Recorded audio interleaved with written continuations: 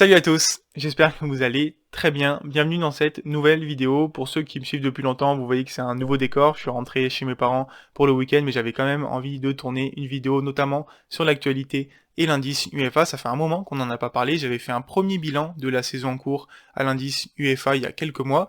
Maintenant que les barrages d'Europa League et d'Europa League Conférence sont passés et que on est donc en huitième de finale pour les trois compétitions européennes, on commence à y voir un petit peu plus clair sur les résultats à l'indice UEFA de tous les clubs, notamment les clubs français.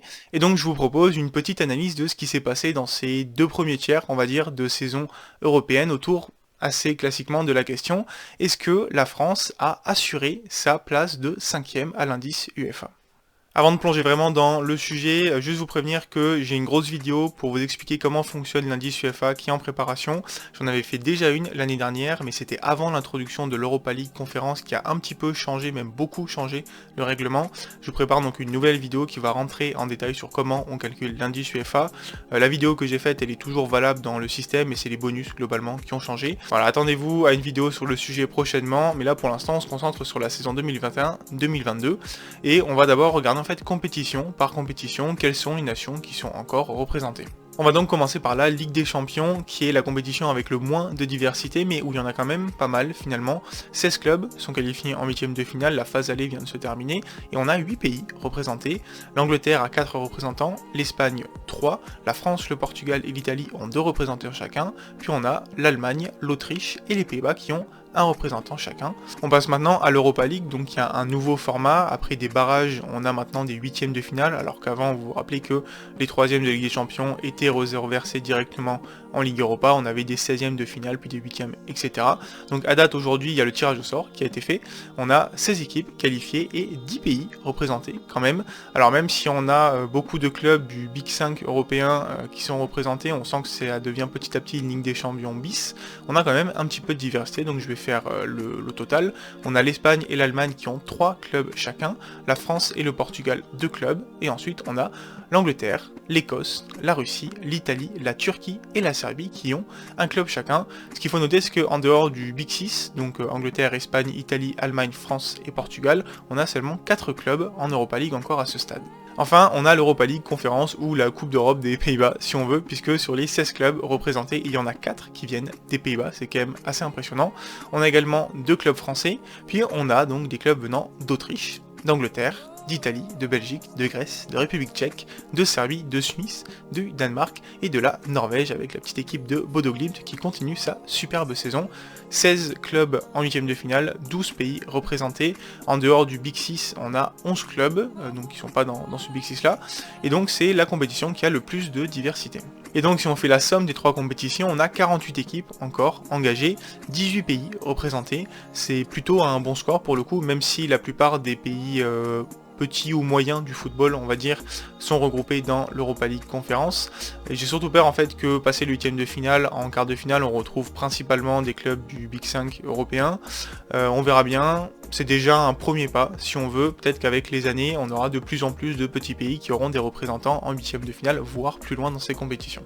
Avant de plonger dans l'indice UEFA en lui-même, quelques petits fun facts sur les clubs encore représentés. On a la France, l'Espagne et l'Angleterre qui ont encore 6 clubs représentés, c'est le total maximum devant les Pays-Bas à 5 clubs.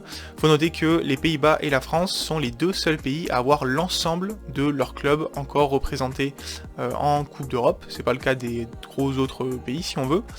Et il faut aussi noter que l'Angleterre et la France sont les deux seuls pays à avoir un club représenté dans chacune des Coupes d'Europe encore. Et donc à l'indice UEFA, où est-ce qu'on en est aujourd'hui? Donc sur le coefficient UEFA de l'année 2021-2022, donc la somme des points marqués par les clubs d'un pays divisé par le nombre de clubs engagés en début de saison, on a un classement qui est très serré.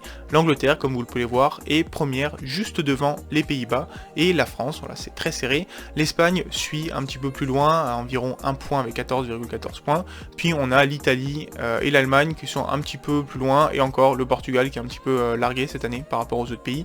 On voit que le top 7 de ce classement, c'est le top 7 dans l'indice UEFA. Au global, ça respecte plus ou moins la hiérarchie. Si on prend maintenant le classement à l'indice UEFA, donc la somme des coefficients UEFA des 5 dernières années en incluant donc celui de la saison en cours, on a toujours l'Angleterre qui est très largement en tête, c'est la nation numéro 1 en Europe maintenant, devant l'Espagne, même si elle recule petit à petit, elle est toujours assez solidement attachée à la deuxième place.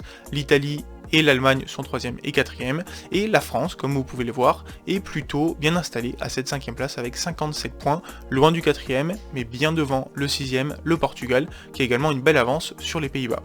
Alors on peut penser que du coup la France est assez largement installée à la 5e place, c'est pas forcément le cas puisqu'il faut regarder surtout l'indice UEFA de la saison prochaine, parce que donc chaque année on décale, on annule les points UEFA d'il y a 5 ans pour ajouter ceux de la saison en cours, et si vous regardez en 2017-2018, la France avait fait une superbe saison à 11,5 points, alors que le Portugal et surtout les Pays-Bas avaient fait des saisons un petit peu moins bonnes, et vous allez voir sur le nouveau classement que je vous affiche, donc celui de l'indice UEFA 2022-2023, que voilà, c'est beaucoup plus serré. La hiérarchie est plutôt respectée, hein, si on fait des prévisions sur l'année prochaine, donc qui ne prend pas en compte les résultats des Coupes d'Europe de l'année prochaine qu'on ne connaît pas, et la fin d'ailleurs de la saison en cours, mais à date, on aurait toujours l'Angleterre devant l'Espagne, l'Allemagne et l'Italie.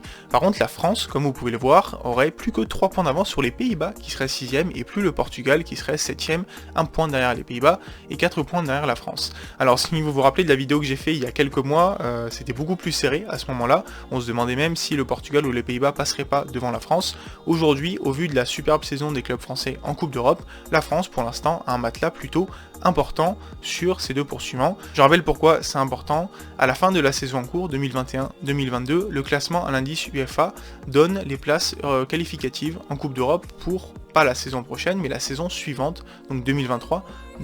Ça veut dire que la saison prochaine, 2022-2023, les places sont déjà attribuées. Et donc ça veut surtout dire que à la fin de l'année prochaine, donc la saison 2022-2023, on attribuera les places pour la saison 2024-2025, qui sera la première saison de la nouvelle forme de Ligue des Champions, où en théorie, le 5e à l'indice UEFA, qui est la France pour le moment, pourrait avoir une place de plus en Ligue des Champions. L'enjeu est donc super important. Allez, on va se projeter rapidement sur cette triple confrontation entre Pays-Bas, France et Portugal pour la 5e place. On ne sait pas ce qui se passera l'année prochaine, par contre on peut déjà un petit peu voir ce qui va se passer pour la saison en cours et faire quelques comparaisons. Aujourd'hui, la France est le pays qui a le plus de représentants encore, 6 contre 5 pour les Pays-Bas, 4 pour le Portugal. Elle a aussi une bonne répartition de ses clubs, si on veut, 2 en Ligue des Champions, 2 en Europa League, 2 en Europa League Conférence. Les Pays-Bas ont seulement l'Ajax en Ligue des Champions, puis 4 clubs en Europa League Conférence, alors que le Portugal c'est l'inverse, ils ont 2 clubs en Ligue des Champions, 2 clubs en Europa League et rien du tout en Europa League Conférence. De ce côté-là, petit avantage Portugal-France dans le sens où les bonus sont plus importants en Europa League et en Ligue des Champions. À chaque fois qu'on passe un tour, il y a un point bonus, alors qu'en Europa League Conférence, ça arrive seulement pour les demi et la finale. Là où c'est intéressant, c'est qu'il y a des confrontations directes entre les clubs de ces pays. On a forcément Benfica, Ajax qui se déroule en ce moment et qui est un enjeu assez important pour les deux pays. L'Ajax a fait match nul 2-2 à Lisbonne, donc a un petit avantage, mais il va falloir le confirmer au match retour. Et surtout, il y a un France-Portugal en Europa League qui a été tiré au sort dans la semaine.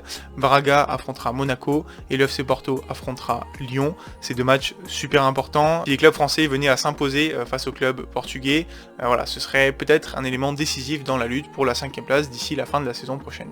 Maintenant, on peut regarder pays par pays ce qui pourrait se passer au vu des tirages au sort. Alors pour le Portugal, c'est un petit peu compliqué. Le Sporting Portugal a sûrement aucune chance face à Manchester City. Ils ont perdu 5-0 le match aller.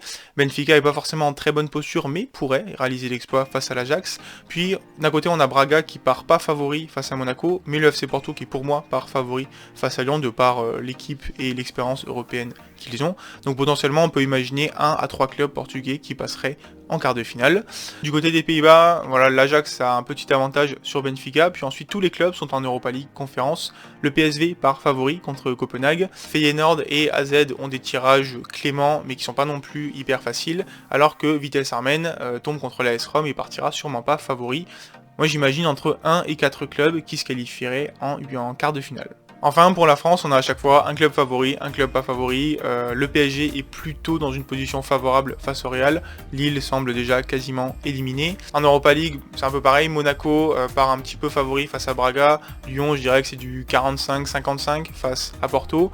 Et en Europa League conférence, Rennes se prend Leicester. Donc vraiment un club pas facile, je les vois pas favoris assez classiquement. Même si Rennes est quand même une équipe qui joue bien et Leicester a d'autres préoccupations que l'Europa League conférence. Et l'OM part plutôt favori dans sa double confrontation face au FC Bâle. Donc si je devais faire un pronostic par rapport à la fin de la saison prochaine, bon ce serait un peu de la magie déjà, mais je vois quand même la France plutôt favorite pour finir à la 5e place d'ici la fin de la saison prochaine. D'ici la fin de cette saison, c'est sûr, ils ont une grande avance, mais cette très belle saison leur donne aussi de l'avance pour la saison prochaine. Et je me demande si les Pays-Bas seraient pas le plus grand adversaire de la France. Je les vois bien passer devant le Portugal à la 6e place, et qui sait, peut-être l'année prochaine jouer les troubles faites. Mais en tout cas, les clubs français devaient faire une grande saison européenne pour ne plus se sentir menacés à cette 5e place. Pour l'instant, c'est ce qu'ils sont en train de réaliser, et c'est plutôt une bonne nouvelle quand on voit arriver la Ligue des Champions 2024. Et donc voilà, j'en ai déjà fini avec ce que je voulais vous dire aujourd'hui sur l'indice UEFA, ce petit bilan que je referai à la fin de saison. Notamment, j'ai pas voulu rentrer trop dans les détails parce que justement la formule de calcul a évolué pour l'indice UEFA. J'ai donc une vidéo dédiée là-dessus assez longue que je suis en train de travailler. Si la vidéo vous a plu, n'hésitez pas à me le dire en commentaire, n'hésitez pas à me poser vos questions aussi, c'est un sujet un peu complexe, moi qui me passionne pour le coup. Donc si vous avez des questions, n'hésitez pas à le dire, n'hésitez pas à partager la vidéo, vous abonner aussi si vous voulez voir un petit peu plus de mon contenu. Je vous pose une question, est-ce que vous pensez que la France va conserver cette 5e place à l'indice UEFA? Dites-le moi en commentaire, j'attends vos réponses, et je vous dis à très bientôt pour parler foot. Ciao ciao tout le monde.